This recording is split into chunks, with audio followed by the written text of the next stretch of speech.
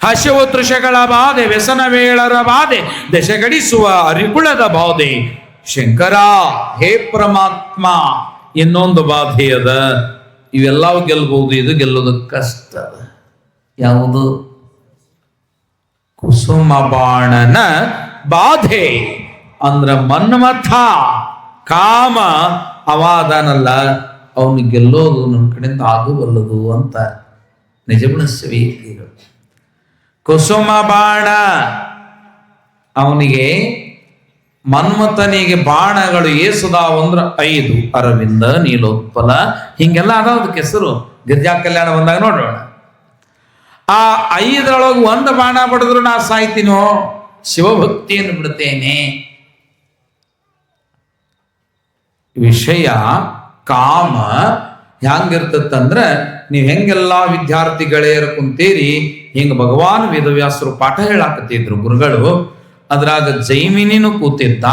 ಅವ ಸನ್ಯಾಸತ್ವವನ್ನ ಈ ನಮ್ಮ ದೇವ್ರ ಹೆಂಗದಾರಲ್ಲ ಹಿಂಗ ಪಡ್ಕೊಂಡ ಕುಂತಿದ್ದ. ಅವಾಗ ಬರ್ಕೋ ಅಂತಂದ್ರ ಜಗವಿದು ಮಾಯಾಮೃತಂ ಅಂತ ಬರ್ಕೋ ಅಂದಾಗ ಬರ್ಕೊಳ್ಳಿಲ್ಲ.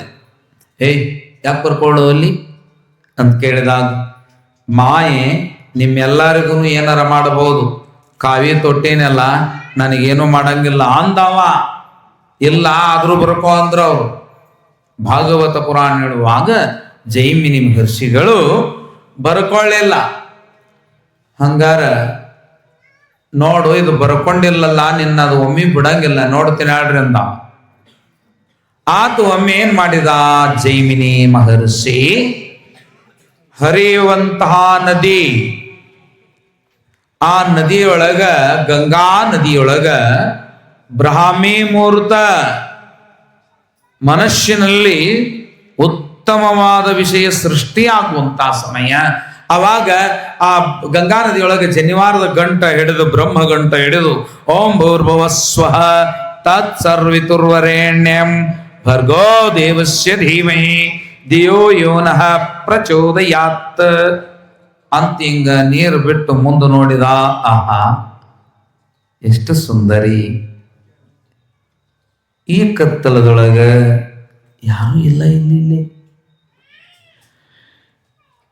ಈ ನಸುಕಿನ ಹೊತ್ತಿನಲ್ಲಿ ವ್ಯಾಘ್ರಗಳು, ಕರಡಿಗಳು, ಸೂಕರಗಳು ಬರುವಾಗ ಆ ಅಬಲೆ ಗಾಯತ್ರಿ ಮಂತ್ರನೂ ಮರ್ತ, ಜನಿವಾರ ಗಂಟುನೂ ಬಿಟ್ಟ, ಬಂದು ಮುಂದೆ ಕೇಳಿದ, ಏನ್ರಿ ನಿಮ್ಗೆ ಕೇಳ್ತೀನಿ, ಯಾರು ನೀವು ಅಂದಾಗ, ಅಂಥದ್ದು ಹೆಣ್ಣು, ಸ್ವಲ್ಪ ಹೊಳ್ರಿ, ನನ್ನ ನೋಡ್ರಿ ಅಂದಾಗ, ಆಹಾ ನನ್ನ ನೋಡು ಅಂತೀಯಲ್ಲ. ಅಬಲೆಯಾದ ಹೆಂಗೂಸನ್ನ ಈ ರಾತ್ರಿಯ ಈ ಬ್ರಾಹ್ಮಿ ಮುಹೂರ್ತದ ಕತ್ತಲಲ್ಲಿ ಮಾತನಾಡಿಸೋದಕ್ಕೆ ಸನ್ಯಾಸಿಯಾದ ನನಗೆ ನಾಚಿಕೆಯಾಗೋದಿಲ್ವೇ? ಇಲ್ಲಿ ಯಾರಿದ್ದಾರೆ ನಾಚಿಕೆಯಾಗೋದಕ್ಕೆ? ಆ ಹೆಣ್ಣು ಹೇಳಿತು, ಮೂರ್ಖ, ಸನ್ಯಾಸತ್ವವು ಭಗವಂತನ ಸೇವಾ ನಿರತವು. ನನ್ನ ನೋಡದೆ ಮುಂದೆ ಹೋಗ್. ಇಲ್ಲ ಪಾಪ, ಕತ್ತಲಲ್ಲಿ ಇಲ್ಲಿ ಪ್ರಾಣಿಗಳು ಭಾಳ ಅದಾವ, ಅವು ಅದಾವ, ಇವು ಅದಾವ, ದೆವ್ವ ಅದಾವ, ಭೂತ ಅದಾವ, ಒಬ್ಬಕ್ಕಿನ್ನ ನಿನ್ನ ನೋಡಿ ಹೇಗೆ ಬಿಟ್ಟು ಹೋಗ್ಲಿ ನಾನಂದವ. ಅಲ್ಲಿ ಏನು ಬರ್ಕೊಳ್ಳಿಲ್ಲವ, ಜಗವಿದು ಮಾಯಾವೃತವಾಗಿದೆ ಅಂತ ಹೇಳಿದ್ ಬರ್ಕೊಂಡಿದ್ದಿಲ್ಲ. ಇಲ್ಲೇನಾದ ಕುಸುಮ ಬಾಣನ ಬಾಧೆ. ಅವಾಗ ಅಲ್ಲಿರ್ತಕ್ಕಂಥ ಸಮಯದೊಳಗ, ಇಲ್ಲ ದಯವಿಟ್ಟು ಮ್ಯಾಲೆ ಬರ್ರಿ, ನಿನ್ ನೋಡಿದ್ರೆ ಬಹಳ ಅಂತಃಕರಣ ಹುಟ್ಟುತ್ತೆ ನನಗ. ಆಹಾ ಇರಬಹುದು ಅಂಥದ್ದು. ಹೆಣ್ಣು ಮ್ಯಾಲೆ ಬಂತು. ಬಂದಾಗ ಕೇಳಿದಳು, ಯಾಕೆ ನನ್ನ ಮೇಲೆ ಅಪೇಕ್ಷೆ? ನಾನು ಅಬಲೆ, ನನಗೆ ಯಾರೂ ಇಲ್ಲ. ಹಂಗಾರೆ ನನಗೂ ಯಾರಿಲ್ಲ ಅಂದೀವ. ಇಬ್ರು ಒಂದಾದ್ವಲ್ಲ, ನನಗೂ ಯಾರಿಲ್ಲ. ಎಷ್ಟು ಶಾಣೆದ ಹುಡುಗರು. ನಿನಗೂ ಯಾರು ಇಲ್ಲ, ನನಗೂ ಯಾರು ಇಲ್ಲ. ಅದಕ್ಕೆ ನನ್ನ ಹೇಳು ಏನಂತಿ, ನನ್ನ ಮದುವೆ ಆಕಿಯ ಅಂತ ಕೇಳಿದ. ಮೂರ್ಖ, ನನ್ನ ಮದುವೆ ಆಗುವಂತ ಕೇಳ್ತೀವಿ ಒಮ್ಮಿಂದೊಮ್ಮಲೆ. ತಪ್ಪೇನು? ನಾನು ಯೌವನದಲ್ಲಿದ್ದೇನೆ, ನೀನು ಹಂಗದಿ, ನನ್ನ ಮಾಡ್ಕೋ ಅಂತ ಅಂದಾಗ ನನ್ನನ್ನೇ ಮದುವೆಯಾಗುವಂಥವರು ಹೆಗಲ ಮೇಲೆ ಹೊತ್ಕೊಂಡು 101 ಹೆಜ್ಜೆ ನಡಿಬೇಕು. ಅವಾಗ ಅವ್ರು ಹೊತ್ಕೊಂಡು ನಡೆದ ಮೇಲೆ ಇಳಿದ ಮೇಲೆ ನಾ ನಮಸ್ಕಾರ ಮಾಡ್ತೇನೆ ಅವನಿಗೆ. ಅವಾಗ ಮದುವೆ ಹಾಕೇನಂತ ನಂದು ಪ್ರಮಾಣದ. ನೀ ಮತ್ತೆ ನನ್ನ ಯಾರು ನೋಡ್ತಾರ ಹೊರತೀನಂತ ಕುಂತ ಬಿಟ್ಟಿ ಮಗ. ಕುಂತಿಂದ ಆ ಸ್ತ್ರೀ ಬಂದು 2 ಕಾಲು ಹೆಗಲ ಮೇಲೆ ಹಾಕಿ ತಲೆ ಗಟ್ಟ ಹಿಡ್ಕೊಂಡು ಎದ್ದಳಂದ್ಲು. ಎದ್ದ. 1 ಹೆಜ್ಜೆ ಏನೋ ಹುರುಪಿತ್ತು ಎತ್ತ, 2ನೇ ಹೆಜ್ಜೆ ಇಡಾಕ್ ಹೋಗ್ತಾನ. ಏನೋ ಒಜ್ಜಾಗಿತ್ತಲ್ಲೋ ಮರಯ್ಯ. ಇಟ್ಟತನ ಇತ್ತು, ಸರಳ ಇತ್ತು, ಮುಂದೆ ಹೋಗಾಕ್ ಬರ್ಲಾದಟ್ಟು ಒಜ್ಜಾಗೈತಿ. ಪ್ರಿಯೇ ಅಂದ.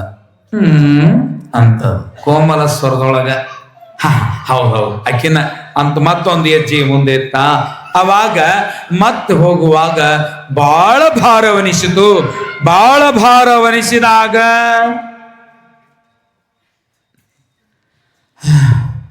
ಯಾರು ನೀನು ಅಂದ. ನಾನೇ ಅಂತದ್ದು. ಒಳ್ಳೆ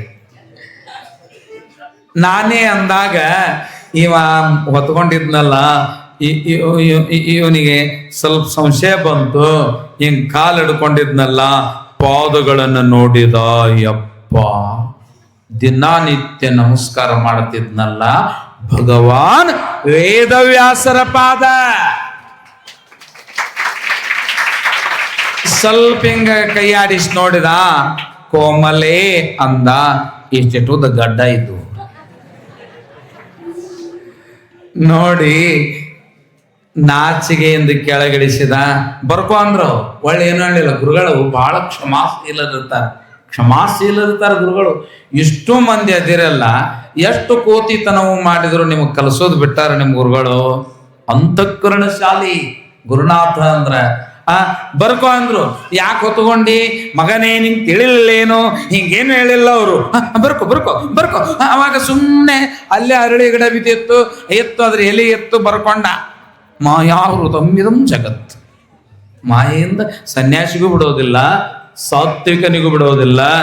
ಬಿಡಬೇಕು ಅಂತಂದ್ರೆ ಮಾತೃವತ್ ಪರಧಾರೇಶು ಪರದ್ರವ್ಯಾಣಿ ಲೋಷ್ಟವತ್. ಮಾತೃವತ್ ಪರಧಾರೇಶು ಪರದ್ರವ್ಯಾಣಿ ಲೋಷ್ಟವತ್ ಆತ್ಮವತ್ ಸರ್ವಭೂತೇಷು ಯಃ ಪಶ್ಯತಿ ಪಂಡಿತ. ವೃದ್ಧ ಚಾಣಕ್ಯ ಉಕ್ತಿಯಲ್ಲಿ ಪರಸ್ತ್ರೀಯನ್ನ ತಾಯಿ ಎಂದು, ಪರರ ಬಂಗಾರ ಬೆಳ್ಳಿ ಹಣ ಮೊದಲಾದದ್ದನ್ನ ಕಲ್ಲಿಗಿಂತಲೂ ಅತತ್ತವೆಂದು, ಯಾವನು ಎಲ್ಲರಲ್ಲಿಯೂ ಶಿವನ್ನೇ ಕಾಣುವನೋ ಅವನೇ ಮಹಾತ್ಮನಾಗುವನು. ಹಂಗಾದ ಮಹಾತ್ಮರಾದ ಭಗವಾನ ವೇದವ್ಯಾಸರು ಹೇಳಿದ ಪುರಾಣವಿದು.